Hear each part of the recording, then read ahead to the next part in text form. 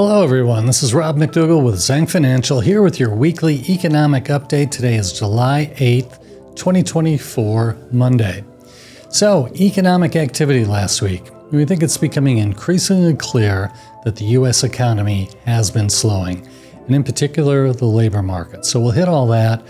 Friday was a big day for labor. We'll hit the other data points first. But everything seems to be pointing in the direction of a slowing GDP growth for the U.S., which for many investors is a good thing, as long as it doesn't go too far, as long as we continue to have growth, but with less inflationary pressure. So last week on Monday, we had the ISM Manufacturing Index. 50 is a demarcation line. If you're above 50, it suggests manufacturing is expanding in the U.S., below, contracting.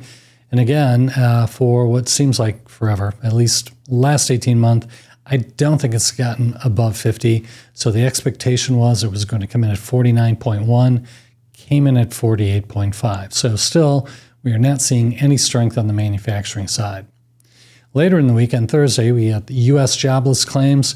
They came in a little higher than expected. Now, this has definitely been moving up. The 4-week moving average continues to move closer. It's closing in on 230,000 now. Just a couple of months ago, we were down in the 210 to 215, 210,000 to 215,000 range. So definitely unemployment claims on a monthly or on a weekly basis have been increasing. Then the real data hit on Friday in spades. And again, if you look at the headline numbers, particularly Nonfarm payroll, and it might look promising, it might look like we're actually expanding at a higher clip. We'll argue that that is not the case, and clearly the market did not believe these numbers. We'll give them to you anyways. Non-farm payrolls on Friday were announced at 206,000. The consensus was 190,000. One outlier expectation expected 140,000. But this just continues a pattern that we've seen over the last year, where we have a headline jobs number that is befuddling. It beats consensus, but when you peel back the layers, it just doesn't seem to foot with other information. And so we'll hit a couple of those data points. But also what continues to happen on nearly a monthly basis is we beat expectations in terms of new jobs that are announced, the headline number, and then the prior 2 months are revised downward. Exactly what happened in this case. So 206,000 new jobs announced on Friday, but we revised the prior 2 months down 110,000. So the strength in the labor market, clearly that has dissipated. A year and a half ago, impossible to find workers. I think it's much easier at this point in time. And so it has a good point to it in that it does reduce inflationary pressure. But these numbers, again, they do sure look overstated. So at the same time, we got the 206,000 new jobs added versus 190,000 consensus. Again, the unemployment rate ticked up. Same thing as last month. A big beat on the headline number for jobs added, and yet unemployment up another 10 basis points. It was expected to come in 4.0 as it was in the month of May, came in at 4.1. Average hourly earnings in month over month, year over year, that was pretty much static. It was up 0.3% month over month, 3.9% year over year. But just let's tease out a couple numbers here in terms of that labor number. So there are two surveys that are done. The survey that I just gave you, that is the establishment survey. The Bureau of Labor Statistics goes out to all companies across the United States, a huge number of them, ask what their hiring trends are. Are they adding, reducing workers? So that's what that number is. Well, separately at the same time, they do a household survey. They go to you and I, and they ask, do you have a job today, and did you have one last month? And do you have 2 jobs? Do you have 3 jobs? So as you go through that, this is becoming one of the biggest variances between that establishment survey and the household survey. So just for last month, I mentioned the establishment survey, 206,000 jobs. That's 70,000 jobs lower than we got from the household survey. And that has been fairly consistent over the last several months. So something funky is going on with those headline numbers for labor. Doesn't look right. And everything else argues those numbers probably will get revised down as they have been. So here's another bad number in terms of the employment number. Again, 206,000 looks great. But if you go back and you look at the jobs that have been created or announced, have been created since last June of 2023, 1.8 million of those jobs were part-time jobs, 1.6 million were full-time jobs. So the quality of the jobs that are even reported look a bit suspect as well. That's enough on beating up on the economic statistics that we were digesting from last week. The Federal Reserve at Atlanta took a look at these numbers, and again, people not buying into the fact that the labor market is that tight or that strong. The Atlanta Federal Reserve, they again reduced their expectation for GDP growth. Now, just 2 weeks ago, it was over 3%. Now, with this latest downtick from last week, they've cut that in half. They expect GDP growth for the second quarter to have come in at 1.5%. And only 2 weeks ago, they thought it was twice as high. In terms of inflation expectations, no real change there. The expectation is still 2.28% inflation average over the next 10 years. In terms of what the Federal Reserve will do, we've got another meeting coming up at the end of July. Almost no chance they're going to do anything with rates during that meeting, less than a 7% probability that they will take one cut. But the consensus expectation is certainly built that we'll probably get a discount rate cut in the month of September, 25 basis points, and we'll likely get another one by the end of the year. So now the expectations for getting at least 2 rate cuts by the end of the year, which just a couple of weeks ago was below 50%, now strongly over that, about 72% probability that we'll get 2 rate cuts by the end of this year.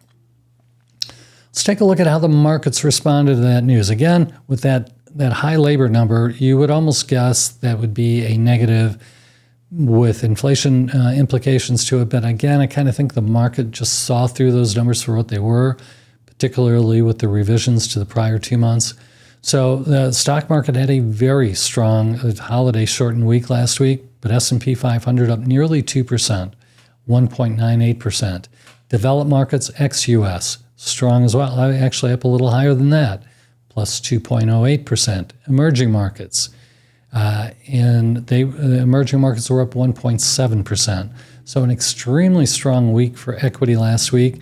And just to update you on the year-to-date now, the S&P 500 for the year up 17.6%. Emerging markets ex-US much lower, but still positive 5.3%. Emerging markets up nearly 8% on a year-to-date basis. Now, last week, again, if those labor numbers were to be believed, you would think inflation, investors would be concerned about it, and that would have an impact on the fixed income market. The reverse happened. We had a big rally in fixed income last week. The 2-year yield dropped 16 basis points. The 10-year dropped 12 basis points. So the Bloomberg U.S. Aggregate Bond Index last week rallied 71 basis points, and now on a year-to-date basis, it's flat. So let's take a look at economic activity coming up this week, and this is a really big week. It's an extremely busy week, back-end loaded. Thursday and Friday are the big days. But it's inflation news, a couple of other data points, but inflation, the big ones. So on Thursday, we're going to get CPI. We're going to get the CPI headline number and the core number. And the expectation for that is we're going to see a small uptick on the headline number. In the month of May, the headline number was flat, no change. It's expected to be up 0.1% month over month. But the year-over-year rate is expected to drop from 3.3% down to 3.1%. Core inflation rate minus food and energy, that is expected to be flat from the month of May. It was up 0.2%, expected to be up another 0.2%, which is up 3.4% year over year. Also on Thursday, initial jobless claims, again with the expectation of that continuing to move a little higher. Last week, as we mentioned moments ago, 238 new jobless claims the week before, expected to come in at 240,000 for this week's reading. Now on Friday, producer price index, core producer price index, and Michigan's consumer sentiment are on tap. So in terms of the core PPI, In the month of May, that was 0. That's expected to move up, which is an aberration. That was not expected. It's expected to be up 0.2% month over month for the month of June. So that would take the year over year to a positive 2.5%. And then the PPI headline number, that was a negative 0.2 in May. That's expected to be up slightly, 0.1%, which would leave the trailing 12-month number at a positive 2.1%.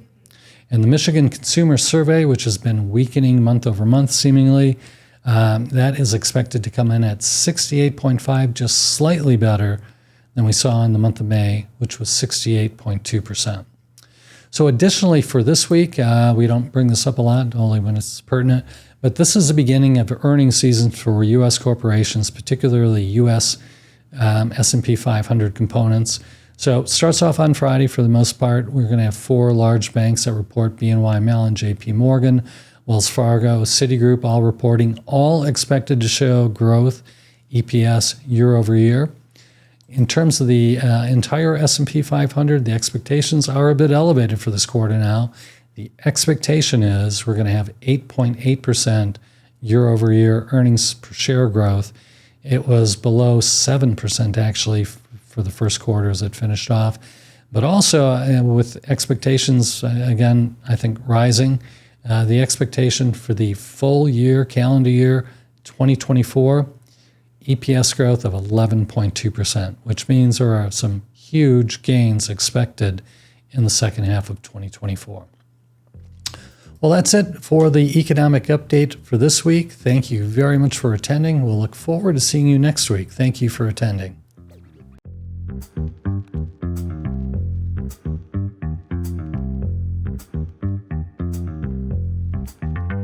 Thank you.